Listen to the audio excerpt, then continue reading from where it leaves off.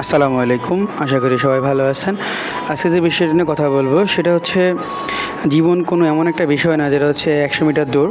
আপনি অনেক জোরে দৌড়াবেন, আপনি সফল হয়ে যাবেন বা শেষ হয়ে যাবে, বিষয়টা এরকম না। জীবন একটা ম্যারাথন দৌড়ের মতো। আপনি জার্নিটা অনেক বড়, বাট আপনাকে দৌড়াতে হবে খুব আস্তে আস্তে, যাতে আপনি শক্তিটা সঞ্চয় করে রাখতে পারেন এবং শেষ পর্যন্ত টিকে থেকে আপনি শেষ লাইনটা ছুঁতে পারেন।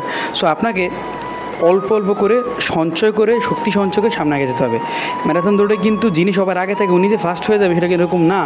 যিনি সবার শেষে থাকে উনিও কিন্তু ফার্স্ট হতে পারে, এই সুযোগটা কিন্তু আছে।